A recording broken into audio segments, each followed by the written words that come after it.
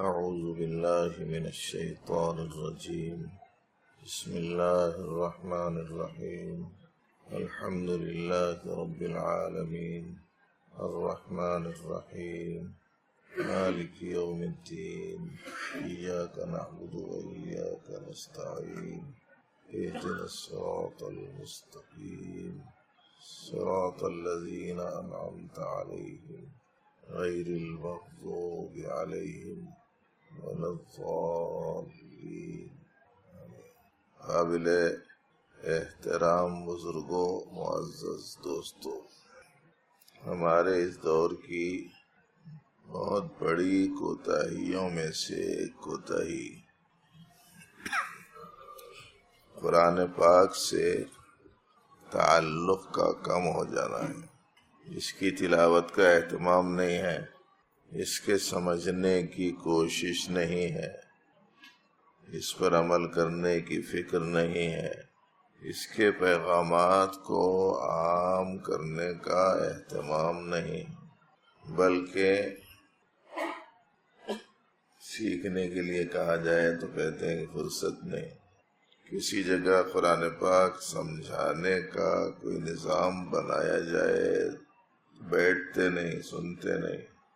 اگر کل قیامت کے دن پیغمبر یہ سوال فرمائے، یہ فرماتے ہیں اللہ رب العالمین کی بارگاہ میں، وقال الرسول یا ربی ان قوم اتخذوا هذا القرآن مہجورا۔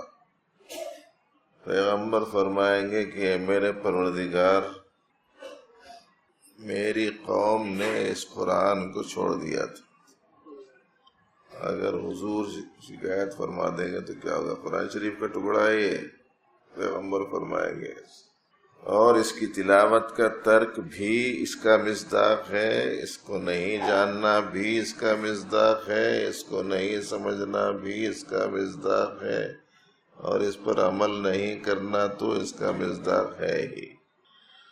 اس لیے دوستو، یہ کوتاہی کو اپنی زندگیوں سے زائل کرنے کی ہر بھائی کو فکر کرنی چاہیے۔ مگر آپ حضرات کے علم میں ہے کہ یہ 8-10 دنوں میں تو قرآن شریف کا پورا خلاصہ آپ حضرات کو نہیں سنایا جا سکتا۔ البتہ کچھ چنندہ چیدہ مقامات سے کچھ آیات کا انتخاب کر کے اس کے بارے میں کچھ ضروری باتیں انشاءاللہ فجر کے بعد سنانے کا ایک نظام یہاں کے مرتبہ نظاموں میں سے ایک نظام ہے۔ اسی سلسلے کی ایک پہلی اور ابتدائی صورت ہے جو ابھی آپ حضرات کو سنائی گئی۔ یہ اللہ کا شکر ہے کہ یہ صورت سب کو یاد رہتی ہے۔ البتہ بعض ایسے ساتھی ہوں گے جن کو یہ صورت صحیح پڑھنا نہیں آتا، ان کو چاہیے کہ اسے صحیح پڑھنا سیکھ لیں۔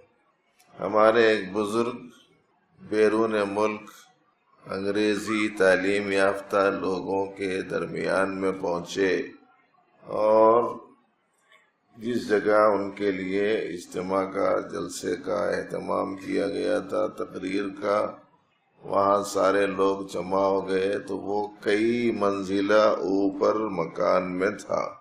تو اب یہ مولانا صاحب کو، یہ بزرگ کو وہ کرنٹ کے جھولے سے لے کے گئے اوپر۔ ذرا مجھے دیکھنا، آپ لوگ ادھر ادھر دیکھیں گے یا نیچے دیکھیں گے تو نیند آ سکتی ہے۔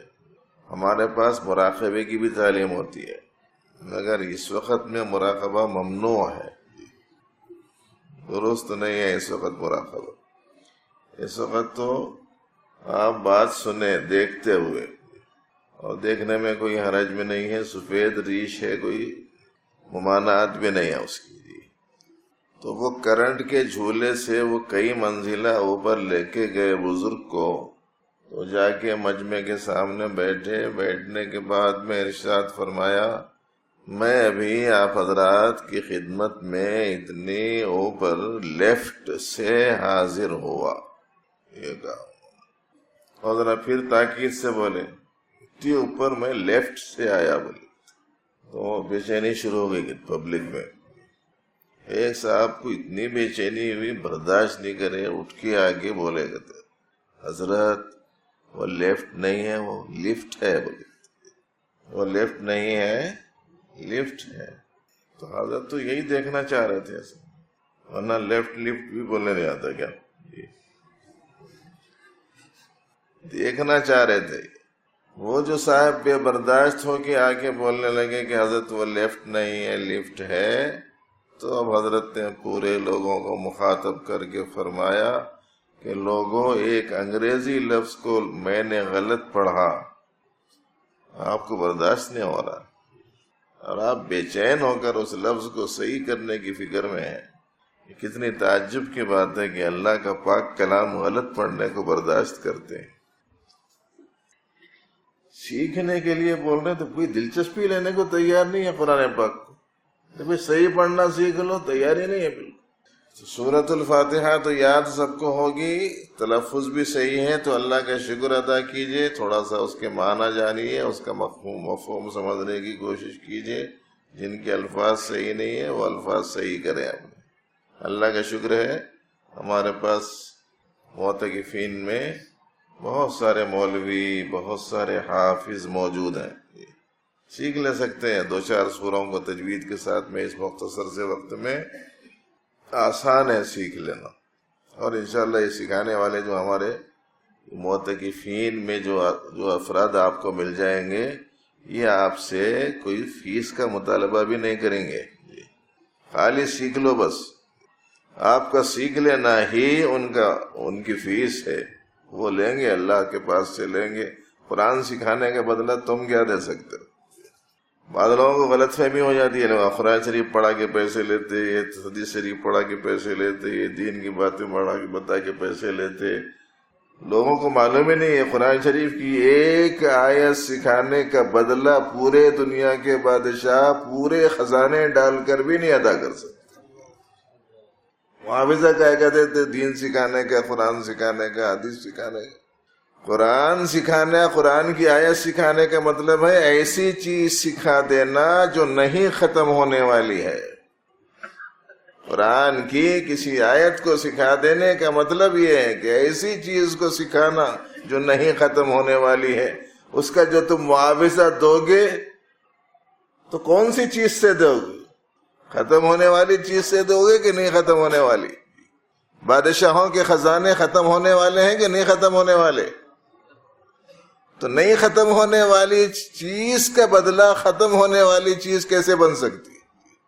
اس غلط فہمی سے اپنے آپ کو نکالو کہ دین سکھانے کا کوئی بدلہ نہیں ہو سکتا اس دنیا میں۔ وہ تو اپنی سعادت سمجھ کے ان کی خود خدمت کر دیں، اور جب وہ اپنے آپ کو وقف کیے ہوئے ہیں اللہ کے دین کی خدمت کے واسطے، تو ہمارا بھی اپنا ذمہ داری ہے کہ ان کی ضروریات کا ہم خیال رکھیں۔ اس کو معاوضہ سمجھنا یہ صحیح نہیں۔ تو بہرحال قرآن پاک کی یہ ابتدائی صورت آپ کو سنائی گئی۔ آپ حضرات کو معلوم ہے کہ قرآن پاک پڑھنے سے پہلے اعوذ باللہ من الشیطان الرجیم پڑھنے کا حکم ہے۔ آپ سوچتے ہوں گے کہ قرآن شریف تو اللہ کا کلام ہے، بابرکت کلام ہے، رحمتوں برکتوں کے حصول کا ذریعہ ہے، ایک پاکیزہ ترین چیز ہے، ایک نورانی چیز ہے، اس کے پڑھنے سے پہلے اعوذ باللہ پڑھنے کا کیا مطلب ہے؟ تو یاد رکھیے اس بات کو کہ قرآن سے فائدہ اٹھانے کے لیے یہ ظاہری اور باطنی دو دشمنوں سے محفوظ رہنا ضروری ہے۔ ظاہری دشمن کا نام شیطان ہے اور باطنی دشمن کا نام نفس ہے۔ اور اعوذ باللہ من الشیطان الرجیم میں اصلاً یہ دونوں دشمنوں سے اللہ کی پناہ مانگی جاتی ہے، مگر آپ کو سمجھ میں نہیں آ رہا ہوگا کہ یہ دونوں دشمنوں سے کیسے مانگی جا رہی۔ ایک دشمن سے تو پناہ مانگ رہے تو سمجھ میں آ رہا من الشیطان الرجیم بول رہے ہیں۔ فائدہ اٹھانے کے لیے دشمن کے شر سے محفوظ رہنے ہی پر آدمی فائدہ اٹھا سکتا ہے قرآن پاک کا، اور دشمن کے شر سے محفوظ رکھنے کے لیے یہ دعا ہے، اور من الشیطان الرجیم کے ذریعے سے سمجھ میں آ رہا کہ شیطان کے شر سے اللہ جل شانہ کی پناہ مانگی جا رہی ہے۔ لیکن نفس کے شر سے پناہ مانگی جا رہی، یہ اس میں سمجھ میں نہیں آ رہا۔ تو بات اصل میں یہ ہے کہ شیطان جو راہ حق سے ہٹا ہے وہ نفس کی وجہ سے ہی ہٹا ہے۔ شیطان جو غلط راستے پر گیا ہے وہ نفس سے گیا ہے۔ اسی لیے بولتے ہیں نا، غلط کام کر دیے تو بول دیتے شیطان بہکایا، شیطان بہکایا، شیطان بہکایا۔ بلکہ دیکھے بھی پادروں کو جا کے وہاں بڑے بڑے پتھرے اٹھا کے مار رہے ہیں، جمرات پہ جوتے اٹھا کے مار رہے ہیں، کرسیاں ہاتھوں میں کی چھتریاں پھینک کے مار رہے ہیں، لوگوں کے چپل چھوٹ جاتے تو وہ اٹھا کے پھینک کے مار رہے ہیں، بعض تو بول بول کے مار رہے ہیں، ایسا کرایا تھا ویسا کرایا تھا۔ حالانکہ ان کو نہیں معلوم ہے کہ ایسا کرنے سے شیطان ذلیل نہیں ہوتا، شیطان تو خوش ہو جاتا۔ اللہ کے حبیب کا طریقہ اس نے چھوڑ دیا، خوش ہوتا وہ۔ اللہ کے حبیب کا طریقہ تو کنکر سے مارنا ہے۔ ہم سمجھ رہے ہیں کہ جوتے سے ماریں گے تو ذلیل ہوگا، وہ خوش ہو جائے گا کہ اس نے اللہ کے نبی کا طریقہ چھوڑ دیا۔ دین کا تو شعور ہی نہیں ہے ہم لوگوں کے پاس، اپنے کو جو سمجھ میں آیا ہم اس کا نام دین سمجھتے ہیں۔ گولیوں سے، توپوں سے اتنی ذلت نہیں ہوگی اس کی جتنا اللہ کے حبیب کی سنت کے مطابق باریک کنکر کے مارنے سے ہوگی۔ اسے یاد رکھنا چاہیے۔ تو بعض لوگ کہتے ہیں کہ صاحب، بعض لوگوں نے بعض بزرگوں سے پوچھا کہ صاحب غلطیاں ہو جاتے ہیں تو لوگ کہتے ہیں وہ شیطان بہکا دیا، شیطان کرا دیا، شیطان کرا دیا۔ مگر شیطان بھی تو غلطی کرانا، اس کو کون کرائے غلطی؟ تو وہ بزرگ بولے گا تو شیطان کو اس کے نفس نے بہکایا۔ اسی لیے یاد رکھنا، نفس شیطان سے زیادہ خطرناک دشمن ہے۔ تو اس واسطے بیک وقت شعور کے ساتھ اگر آپ تعوذ پڑھ رہے ہیں تو دونوں قسم کے ظاہری باطنی اپنے دشمنوں سے اللہ کی پناہ مانگ کر پھر آپ قرآن پاک پڑھتے ہیں، تاکہ اس سے فائدہ اٹھانے سے روکنے والی جو چیزیں ہیں آدمی اس سے اپنے آپ کو بچائے، تاکہ قرآن پاک کا صحیح فائدہ اٹھائے۔ اور ایک مقام تو یہ ہے اعوذ باللہ پڑھنے کا، ایک دوسرا مقام اور ہے۔ قرآن پاک کی آیت ہے فَإِذَا قَرَأْتَ الْقُرْآنَ فَاسْتَعِذْ بِاللَّهِ مِنَ الشَّيْطَانِ الرَّجِيمِ، جب قرآن پڑھو تو اعوذ باللہ پڑھو۔ دوسرے اللہ پاک نے قرآن پاک میں ایک جگہ ارشاد فرمایا اِمَّا يَنزَغَنَّكَ مِنَ الشَّيْطَانِ نَزْغٌ فَاسْتَعِذْ بِاللَّهِ، جب شیطان تم کو ورغلائے تو تم اعوذ باللہ پڑھ لیا کرو۔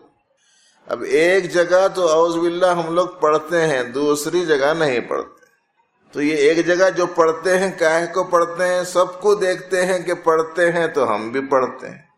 اگر یہ سمجھ کر پڑھتے کہ اللہ پاک کا حکم ہے اس لیے پڑھتے ہیں تو جہاں اللہ پاک کا حکم ہوگا وہاں پڑھتے۔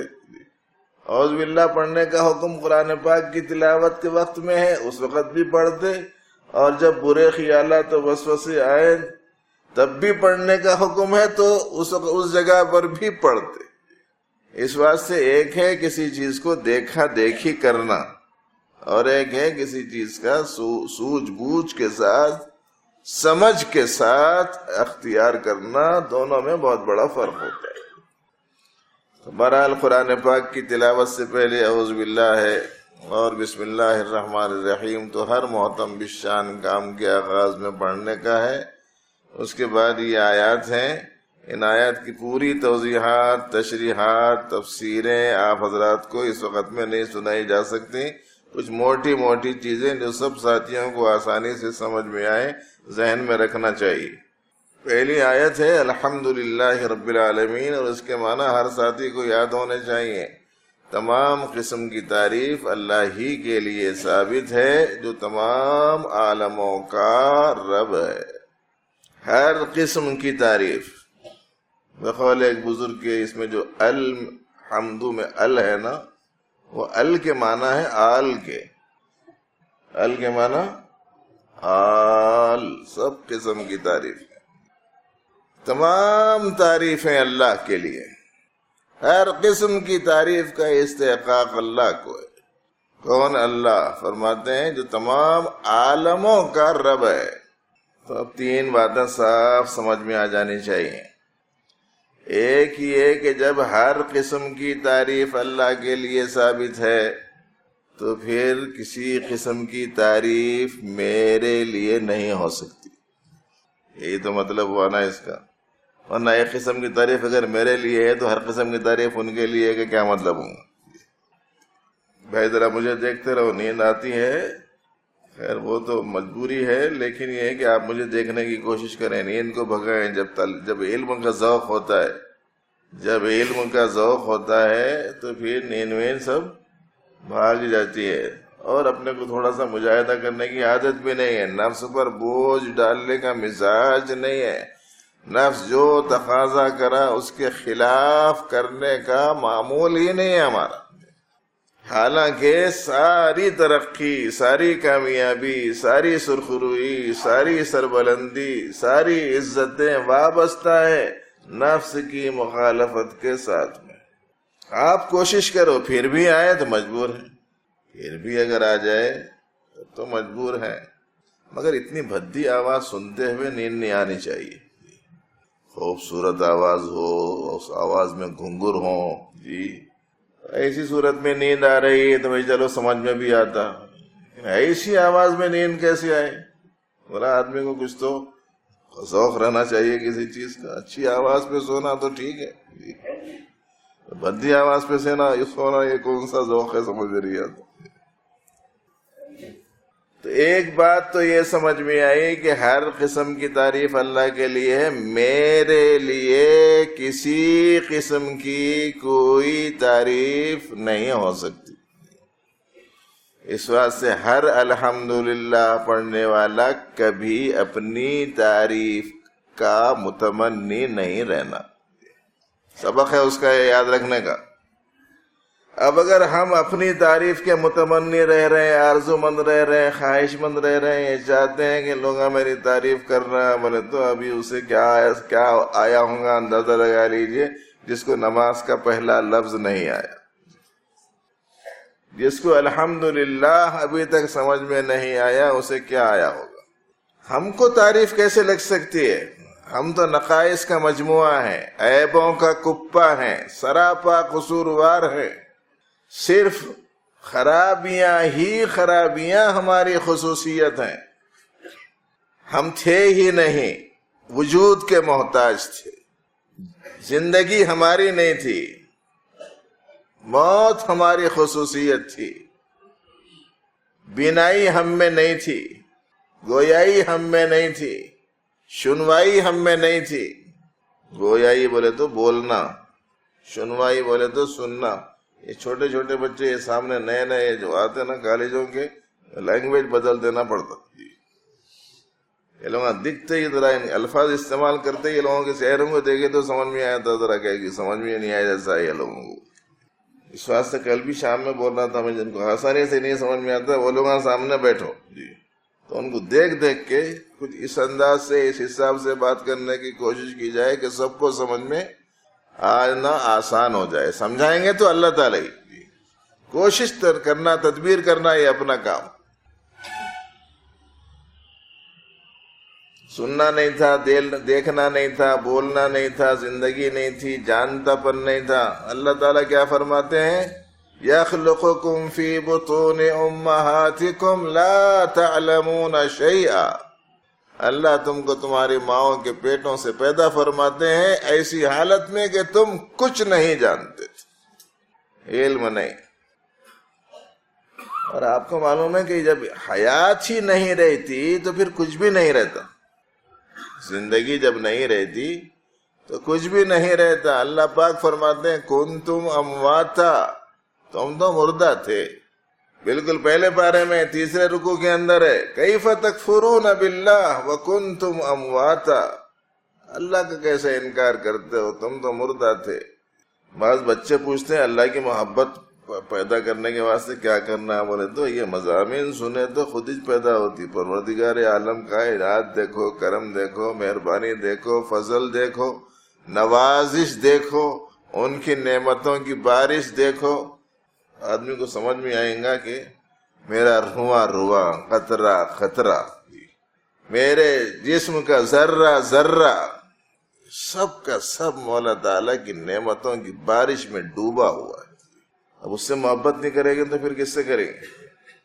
تو ہمارے پاس تو کچھ بھی نہیں تھا نا، جسم نہیں تھا، جان نہیں، علم نہیں، ارادہ نہیں، قدرت نہیں، سماعت نہیں، بصارت نہیں، کلام نہیں، وجود نہیں، تھے ہی نہیں ہم. اللہ پاک فرماتے ہیں سورۃ الدہر میں هل اتى على الانسان حين من الدهر لم يكن شيئا مذکورا. کیا انسان کے اوپر ایسا وقت نہیں گزرا کہ وہ کوئی قابل ذکر چیز ہی نہیں تھا؟ نہیں سمجھ میں آ رہی یہ بات تو کم از کم اپنے بارے میں ہم سوچیں کہ ہم میں سے جس کی جتنی عمر ہے، مثلا 20 سال کے ہم ہیں، تو 22 سال پہلے کون جانتا تھا کس کی زبان پہ تذکرہ تھا؟ 50 سال کے ہیں تو 52 سال پہلے کون جانتا تھا کس کی زبان پر تذکرہ تھا؟ 70 سال کے ہیں تو 72 سال پہلے کون جانتا تھا کس کی زبان پہ تذکرہ تھا؟ اب ہر ایک اپنی عمر کے حساب سے کر لینا. یہ 2-3 عمریں میں نوجوانوں کی، جوانوں کی اور بوڑھوں کی سنا دیا. حساب کتاب کر لینا اب آپ کا کام. جو جتنے سال کا ہے 2 سال پہلے سوچنا ہوں کیا تھا، کہاں تھا، کون جانتے تھے، کیا نام نامی اس میں گرامی تھا، کیا شکل و صورت تھی، کچھ بھی نہیں تھا. اچھا ایک بات اور سنو، توجہ سے سننا، اور ایک بات اور بھی یاد رکھنا، وہ یہ ہے کہ تھوڑی طلب زیادہ بڑھانا، جیسی طلب ہوتی نا ویسی چیز سامنے آتی. طلب کم رہی تو پھر چیز سامنے عام طور پر اونچی قسم کی نہیں آتی. اور کبھی کبھار تو ایسا ہوتا ہے کہ طلب ہی نہیں ہوتی تو زبردستی ان کھینچ کے کچھ سنانا چاہتا تو نکلنا مشکل رہتا. طلب رہنا طلب.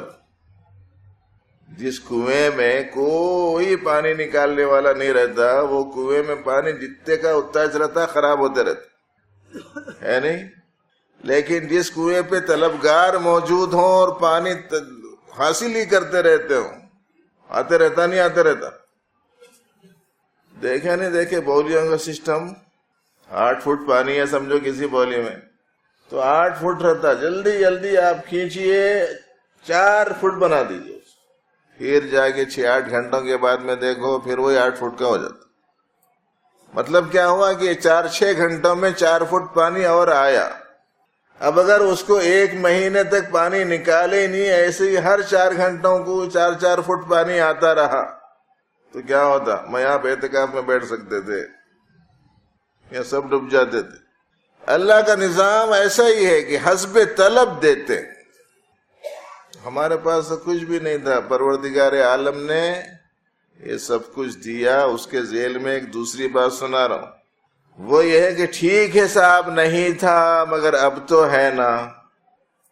ایسا کسی کو خیال آ سکتا، اس کو بھی یاد رکھ لیجئے. اب ہے ٹھیک ہے مگر پوری باغ ڈور ان کے ہاتھ میں ہے، پوری باغ ڈور ان کے ہاتھ میں ہے. پہلے کاغذ کا ٹکڑا نہیں اڑ رہا تھا، اب اڑ رہا. اب انہیں اڑنے والا بولا اب تو اڑ رہا نہ بولے تو اڑ رہا، مگر ڈور کس کے ہاتھ میں ہے؟ اڑنا پورا اس کا رہین منت ہے جس کے ہاتھ میں پتنگ کا ڈور ہے. پتنگ تو جانتے نا، کائٹ، اس پر موقوف ہے پورا وہ. ایسے ہی میرا دیکھنا، میرا سننا، میرا بولنا، میرا چلنا پھرنا، میرا جانا آنا، میرا جاننا، میرا سمجھنا، یہ سب کا سب ابھی بھی انہی کے ہاتھ میں ہے. اور سب کا، ایسا نہیں کہ صرف میرا، ابھی بھی انہی کے ہاتھ میں ہے. اور جس وقت میں وہ چاہتے ہیں جون سی چیز چاہتے ہیں چھین لیتے. اس واسطے اب ایسے کی کیا تعریف، پتنگ کیا اڑ رہی بولتے ہیں، کیا شاندار اڑا رہا بولتے ہیں. اڑانے کا مسئلہ ہے. گاڑی خود ہی بھاگتی کہ بھگاتے. ایسے ہی جو کچھ اچھائی ظہور پذیر ہو رہی ہے وہ سب کے سب انہی کی جانب سے ہے. اسی لیے الحمدللہ. اب اگر ہم نے اس کے پڑھ لینے کے بعد میں یہ سمجھ لیا کہ میں کسی حال میں کسی قسم کی تعریف کے لائق نہیں ہوں، تو سمجھنا چاہیے کہ میں جیسا ہوں ویسا سمجھ رہا ہوں، یہی صحیح علم ہے. ہم تعریف کے لائق نہیں ہیں، اپنے آپ کو تعریف کا مستحق سمجھ رہے ہیں، تو یہ غلط علم ہے، جہل ہے اور بڑی جہالت ہے. ایک ہے نہیں جاننا جہالت ہے، غلط جاننا بڑی جہالت ہے. یہ فرق ہے. نہیں جاننے کی دو قسمیں ہیں، سمجھ لیجیے. جہالت کی دو قسمیں، چھوٹی جہالت، بڑی جہالت. چھوٹی جہالت کیا ہے؟ نہیں جانتے ہیں تو نہیں جانتے ہیں کا علم ہے، نہیں جانتے ہیں کا اقرار ہے، اعتراف. نہیں جانتے ہیں، جانتا ہوں سمجھتے ہیں، تو یہ بڑی جہالت ہے. اس واسطے ہم کسی تعریف کے لائق نہیں ہیں. اگر سمجھ رہے ہیں تو صحیح علم ہے، اور اگر نہیں میں بھی کسی تعریف کے لائق ہوں اگر سمجھ رہے ہیں تو یہ غلط علم ہے، بڑی جہالت ہے. کہاں سے سمجھ میں آیا؟ تو یہی سے سمجھ میں آ رہا، سب الحمدللہ سے سمجھ میں آ رہا. ہر قسم کی تعریف اللہ کے لیے ہے جب بول رہے ہیں، تو ایسی صورت میں اب کوئی اور تعریف کے لائق کیسے ہو سکتا ہے؟ ہاں، اس معنی کر کسی کو تعریف کے لائق سمجھا جاتا ہے کہ پروردگار عالم نے اس کو اپنی خصوصی نعمتوں سے سرفراز فرما کر اس کے ساتھ میں اپنی پسندیدگی کو ظاہر فرما دیا، تو اس پر کہ کتنا سعادت مند ہے، اس رخ سے ٹھیک ہے. باقی اس کی ذاتی چیز نہیں، سب عطائی چیز ہوتی ہے. ایک بات تو یہ سمجھ میں آئی. دوسری بات سمجھ میں آئی، رب اللہ کسے کہتے ہیں؟ تمام کامل صفات رکھنے والی ذات کو اللہ کہتے ہیں. تمام ناقص صفات سے پاک ذات کو اللہ کہتے ہیں. اللہ کی تعریف ہر مسلمان کو یاد رہنا چاہیے. جو تمام کامل صفات کی رکھنے والی اور تمام ناقص صفات سے محفوظ ذات ہے، اس کو اللہ کہتے ہیں. اسی لیے سیدنا جعفر صادق رضی اللہ تعالی عنہ نے کسی سے پوچھا تھا تم کس کی عبادت کرتے ہو؟ تو ایک نے کہہ دیا اس کی کرتا ہوں جو ہر قسم کی صفات رکھتا ہے. تو فرمایا کہ تم تو شرک کرتے ہو. دوسرے سے پوچھا تم کس کی کرتے؟ تو بولے اس کی کرتا ہوں جو کوئی صفت نہیں رکھتا. فرمایا کہ تم تو وہم کی پرستش کرتے ہو.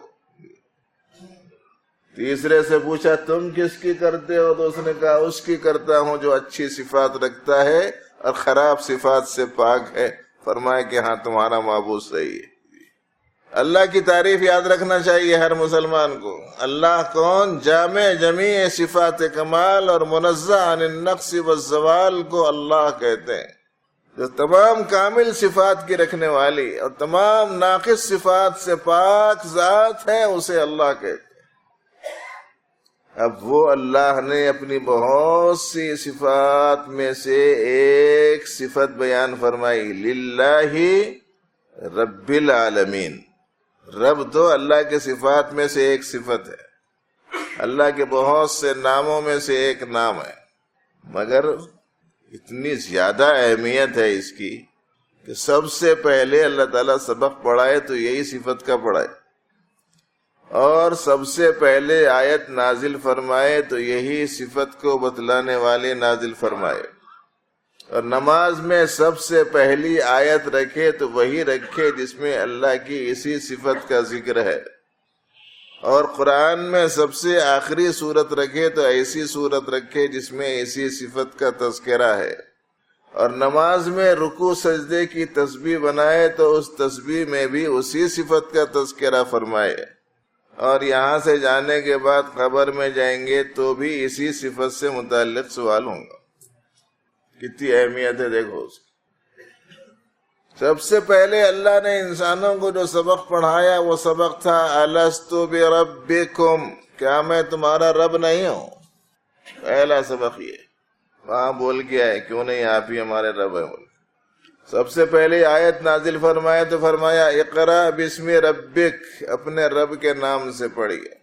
نماز میں سب سے پہلی آیت پڑھنے کے لیے متعین ہوئی تو الحمدللہ رب العالمین، اور آخری سورت قل اعوذ برب الناس، اور رکوع کی تسبیح سبحان ربی العظیم، اور سجدے کی تسبیح سبحان ربی الاعلی، اور زمین کے اوپر رہتے ہوئے رب کا اتنا تذکرہ کرتے کرتے جب آدمی اس دنیا سے جاتا ہے تو جاتے ہی پہلے سوال جو کرتے ہیں وہ یہی کرتے، من ربک، پہلا سوال یہ، اتنی اہمیت ہے اس کی۔ مگر ابھی بھی پوری بات سمجھ میں نہیں آئی ساتھیوں کو، بہت ساری چیزیں ایسی ہیں سمجھ میں آئے جیسا دکھتا سمجھ میں نہیں آتے۔ ہم لوگوں کا حال عجیب و غریب قسم کا ہے، مطمئن ہو کے بیٹھے ہوئے۔ اب رب کسے بولتے ہیں؟ رب نام ہے ضرورتوں کے پورا کرنے والے کا۔ کون سی ضرورت؟ ہر قسم کی ضرورت پورا کرنے والے کا۔ کس کی ضرورت؟ ہر ایک کی ضرورت پوری کرنے والے کا۔ آسمان ضرورتوں والا، آسمانوں کی ضرورتوں کا پورا کرنے والا رب تعالی۔ زمین ضرورتوں والی، زمین کی ضرورتوں کا پورا کرنے والا رب تعالی۔ عرش ضرورتوں والا، عرش کی ضرورتوں کا پورا کرنے والا رب تعالی۔ ہر ایک کی ضرورتوں کا پورا کرنے والا رب۔ اسی واسطے ایک چھوٹا سا جملہ اپنی اردو کا یاد رکھ لینا چاہیے سب کو۔ ضرورتوں کے پورا کرنے کو پال نہ بولتے، خالی کھلانے پلانے کو نہیں بولتے، ضرورتوں کے پورا کرنے کو پالنا بولتے ہیں، ضرورتوں کے پورا کرنے والے کو پالنے والا بولتے ہیں۔ اس واسطے اب یاد رکھ لیجئے چھوٹا سا اردو کا جملہ، پالنے والا رب، پلنے والے سب، اتنا تو یاد رہے گا نا، پالنے والا رب، پلنے والے، یہ یاد رکھنا۔ اچھا ذرا بڑے ہو کے 4 پیسے کیا کماتے ہیں کہ اتنے بچوں کو پالتا ہوں، بھائیوں کو پالتا ہوں، بہنوں کو پالتا ہوں۔ ارے پلنے والا کیا پالتا؟ اللہ تعالیٰ اگر کل پوچھ لیے قیامت کے دن کون پالتے تھے، تو پالتا تھا، کیا جواب دیں گے؟ یہی تو سوال کریں گے جانے کے بعد میں، تم پالنے والا کسے سمجھتے تھے؟ تھوڑی بات سمجھ میں بھی آئی ہوئی ہے، تھوڑی بات سمجھ میں بھی نہیں آئی ہوئی ہے ابھی، اور نہیں سمجھ کے بھی سمجھے ہوئے سمجھ رہے ہیں۔ یہ تو بڑے نقصان کی چیز ہے۔ اگر کسی کو مسئلہ رب سمجھ میں آیا تو توحید کی قسم اول کے ساتھ ساتھ توحید کی دوسری قسم بھی اسے حاصل ہو گئی۔ توحید آثاری کے ساتھ توحید افعالی بھی اسے میسر آ گئی ہے، سمجھیے۔ دوسرے لفظوں میں یوں کہہ لیجئے کہ مقام صالحیت کے ساتھ مقام شہادت بھی اسے حاصل ہے۔ اتنا اونچا مقام ہے لفظ رب کو سمجھنا۔ مقامات یاد رکھنا چاہیے، ایک مقام صالحیت ہے، ایک مقام شہادت ہے، ایک مقام صدیقیت ہے، اور ایک مقام صدیقیت میں مقام مقربیت کا ہے۔ بعد پیغمبر یہ 4 تقسیمیں کی جا سکتی ہیں، پیغمبروں کی موجودگی میں یا پیغمبروں کو شامل کرنے کی صورت میں 4 مقامات ہیں، مقام صالحیت، مقام شہادت، مقام صدیقیت، مقام نبوت۔ لیکن اب وہ چونکہ ہے نہیں، آثار نبوت سے استفادے میں درجہ کمال رکھنے والی ایک 4تھی قسم۔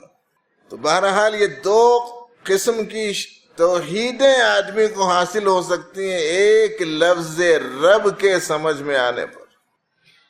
اور جب اتنی بات سمجھ میں آئی تو ساتھ ساتھ یہ بھی سمجھ میں آ جانا چاہیے کہ جب ضرورتوں کا پورا کرنے والا وہ ہے تو اب کس کے آگے جھکیں گے؟ جو ضرورتوں کا پورا کرنے والا ہے اس کے آگے جھکنا۔ اور ضرورتوں کا پورا کرنے والا جب وہ ہے تو پھر مانگنا کس سے؟ یہ سمجھ میں آیا تو یہ ایاک نعبد و ایاک نستعین سمجھ میں آتا تھا۔ الحمدللہ رب العالمین الرحمن الرحیم کے بعد کیا ہے؟ مالک یوم الدین۔ یہ نعمتوں کے دینے کے بعد میں ذرا نعمتوں کا استعمال کیسا ہو رہا ہے اس کو ذرا یاد دلاتے۔ یہ پوچھا جانے والا ہے، کل جزا کا دن ہے، آنے والا ہے، اس دن پروردگار عالم کی بارگاہ میں حاضر ہونا ہے اور پورا ان کا منشا چلے گا۔ یہ یاد دلانے کے بعد میں لازمی تقاضے کے طور پر بندے کی جانب سے اس بات کا اظہار ہوتا ایاک نعبد و ایاک نستعین، ہم تیری ہی عبادت کرتے، تجھی سے مدد چاہتے۔ ہمارے حضرت صوفی صاحب رحمۃ اللہ علیہ فرماتے تھے کہ یہ عبادت کس کی کرنا، استعانت کس سے کرنا، کس کے آگے جھکنا، کس سے مانگنا، بڑا مسئلہ لوگوں کو بنا ہوا ہے، حالانکہ بہت آسان سا مسئلہ تھا۔ سر جس نے دیا اس کے آگے سر جھکانا، ہاتھ جس نے دیا اس کے آگے ہاتھ پھیلانا، اس سے آسان مسئلہ کیا ہے بتاؤ؟ جو سر دے اس کے آگے سر جھکا دو، اور جو ہاتھ عطا فرمایا ہے اس کے آگے ہاتھ پھیلاؤ۔ جس نے سر عطا فرمایا ہے اس کے آگے سر جھکانا یہ ایاک نعبد ہے، اور جس نے ہاتھ دیا ہے اسی کے آگے ہاتھ کا پھیلانا یہ ایاک نستعین ہے۔ اب ایک بات اور سمجھیں، وہ یہ کہ صاحب ہم کسی اور کے آگے سر جھکا رہے ہیں، کسی اور کے آگے ہاتھ پھیلا رہے ہیں، اور پھر اللہ کے سامنے کھڑے رہ کے بول رہے ہیں ایاک نعبد و ایاک نستعین۔ اے اللہ ہم تیری ہی عبادت کرتے ہیں، تجھی سے مدد چاہتے ہیں، اس کو نہیں معلوم کیا حالت ہے اندر کی۔ وہ تو کرم کہہ لیجیے پروردگار کا کہ یہاں انہوں نے ہمارا اندرون چھپا رکھا ہے، ان کی شان ستاری کا اظہار ہے، ورنہ اگر ظاہر کر دیا جائے کہ اس کے اندر کیا ہے تو کوئی کسی کی طرف منہ کرنے کو تیار نہ ہو۔ انہوں نے چھپا رکھا ہے، ان کے اسی شان ستاری کا واسطہ دے کر مانگنا چاہیے کہ مولا یہاں آپ نے عیب چھپا رکھے ہیں، وہاں بھی چھپا دیجیے۔ ورنہ تو آپ دیکھیں کہ اگر ہم کسی اور کے آگے جبین نیاز خم کرتے ہوں اور کسی اور سے اپنے نفع اور نقصان کی امیدیں وابستہ کیے ہوئے ہوں، اور پھر ایاک نعبد و ایاک نستعین کا جملہ زبانوں سے نکلتا ہے تو حقیقت کے اعتبار سے یہ خلاف واقعہ بات ہے جو آدمی کی زبان سے نکلتی ہے۔ اور کذب کی تعریف یہی ہے کہ جو بات اندر نہیں ہے اس کو ظاہر کرنا، اس کا نام کذب ہے، اس کا نام جھوٹ ہے۔ اسی لیے ہمارے حضرت صوفی صاحب رحمۃ اللہ علیہ کے خلیفہ بولتے تھے بہت تڑپ کے، کیا بولوں، اللہ کے سامنے ہاتھ باندھ کے کھڑے رہ کے جھوٹ بولتے ہیں لوگ۔ بولنے کے صاحب میں اے اللہ جو تیرا نافرمان ہے اس سے ترک تعلق کر دوں گا، اور تعلق پورا ایسے ہی لوگوں کے ساتھ میں رہتا۔ اب وہاں جا کے بولتا وَنَتْرُكُ مَن يَفْجُرُكَ، وَنَتْرُكُ مَن يَفْجُرُكَ کہ کیا معنی ہے؟ اے اللہ جو آپ کی نافرمانی کرتا ہے میں اسے چھوڑ دیتا ہوں، اور حالانکہ اسے چھوڑا نہیں۔ تو کیا بات بول رہا؟ صحیح سچی بات بول رہا، جھوٹی بات؟ کھڑے رہ کے بولتا مسئلے پہ انی وجہت وجہی للذی فطر السماوات، میں اللہ کی طرح متوجہ ہو گیا، توجہ پوری بازار میں۔ صحیح بولتا ہے کہ جھوٹ بولتا ہے؟ سیکھنے کی چیز ہے دین، تو علم حاصل کرے، دین سیکھیں، اپنے اعمال کو صحیح کرے، اپنے معیار زندگی دینی اعتبار سے بڑھائیں ذرا۔ کہاں ہیں ہم سب؟ چلے گئے؟ ہاں اشراق کا ٹائم ہو گیا۔ اشراق سے پہلے تو نہیں چھوڑنا ہے نا یہ لوگوں کو، یہ میرے سامنے جو بیٹھ کے سو رہے ہیں تو اس کے بعد میں جا کے نماز پڑھ کے سوئیں گے۔ 2-3 منٹ اور ہیں، چلو ٹھیک ہے، اشراق پڑھ کے سوئیں گے نا۔ ہاں یہ زبردستی کا سودا مت سمجھو، یہ محبت میں، تربیت میں دیا جانے والا کام ہے، زور زبردستی کا نہیں۔ یہ محبت میں، شفقت میں، ہمدردی میں، خیرخواہی میں۔ جیسے کسی مریض کو کڑوی دوا ماں باپ زبردستی پلاتے ہیں، ہے کہ نہیں؟ ظلم کرتے ہیں؟ ظلم نہیں کرتے، زیادتی نہیں کرتے، یہ ان کی شفقت ہے، یا ان کی ہمدردی ہے، یا ان کی خیرخواہی ہے۔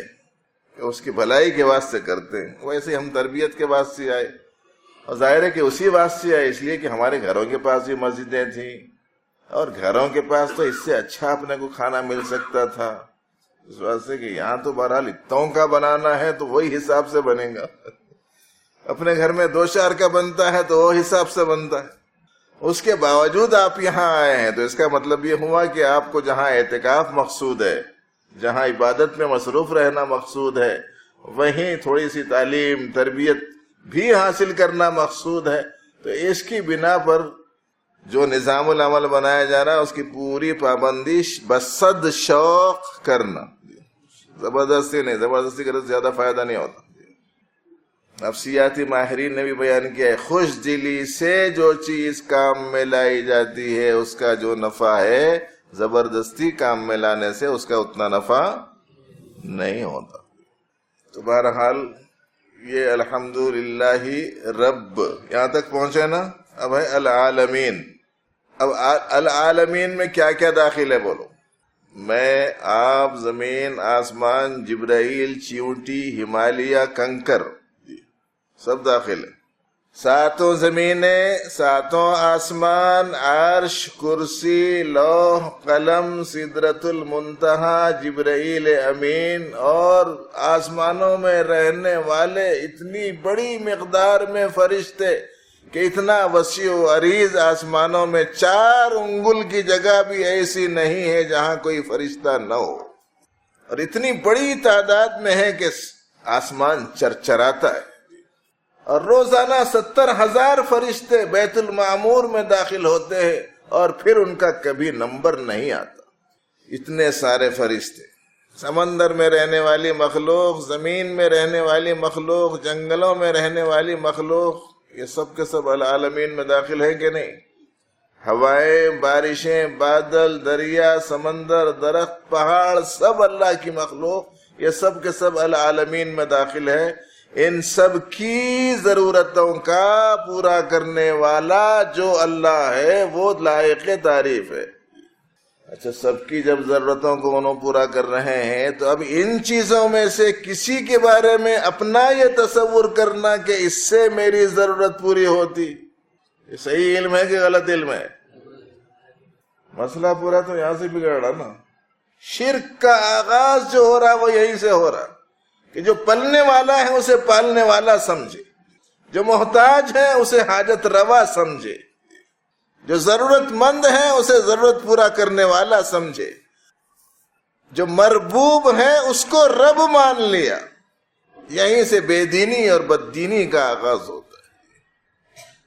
تو دیکھو، ایک الحمدللہ رب العالمین سمجھ میں آیا اگر تو زندگی میں کس قدر توحید آتی ہے، کس قدر اللہ سے تعلق بڑھتا ہے، کس قدر آدمی کی اس کی اپنی اخلاقی تربیت ہو سکتی ہے، اور کس قدر اس میں عاجزی انکساری آ سکتی ہے، ایک الحمدللہ رب العالمین کے ذرا سا سرسری طور پر سمجھ لینے سے۔ اس لیے اللہ جل شانہ سے مانگتے رہے علم کو، دعا کرتے رہیں رب زدنی علما، اور حاصل کرتے رہیں تھوڑا تھوڑا تھوڑا تھوڑا کر کے قرآن و سنت کا علم، ان سے انشاءاللہ العزیز بڑا نفع ہوگا۔ بس آج اتنا ہی۔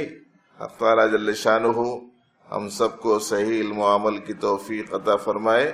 رات میں بھی اعلان ہوا ہے اور اس وقت میں بھی یاد دہانی کرائی جا رہی کہ درس قرآن کے بعد سورہ یاسین کی تلاوت کر کے اشراق کی نماز پڑھ لے کے آرام فرمائیے، اپنی اپنی جگہ پر اپنے بستر پر موٹا کوئی کپڑا بچھا کر لیٹنا چاہیے جی، اس کا خیال رہے۔ اور جس ساتھی کو نیند نہ آئے تو وہ چھوٹے بچوں کی طرح نہ کرے، ایک بچہ اس کو نیند آتے رہتی، دوسرے بچے کو نہیں آتی ہے، چھوٹے بچے رہتے اس کو چھیڑتے رہتا ہوں جی، میں جگ رہا ہوں تو کہیں کو سو رہا، برائے کرم ایسا مت کرنا۔ وہ بیچارہ سو رہا، سونے دو۔ اگر آپ کو نیند نہیں آ رہی آپ قبلہ رو آئیے، پہلی صف میں بیٹھ کے قرآن پاک کی تلاوت کیجئے، ذکر کیجئے، درود شریف پڑھیے، استغفار پڑھیے۔ جگہ نہیں ہے، اپنی جگہ پر بیٹھے ہوئے لیٹے ہوئے آپ آہستہ سے پڑھیے، مگر سونے والے کے نیند میں خلل مت ڈالیے، اور اچھا ہے کہ آپ بھی سو جائیے۔ اس لیے کہ یہاں کے اجتماعی اسباق میں ایک سبق یہ بھی ہے کہ جو سونے کے ٹائم ہے اس وقت میں سونا ہی چاہیے. اللہ پاک نے ایک نظام بنایا ہے انسانوں کی ضرورتوں کا، ایسی صورت میں تمام طبعی ضرورتوں کے تقاضے کا بھی ایک مناسب موزوں انداز سے انتظام کیا جانا چاہیے.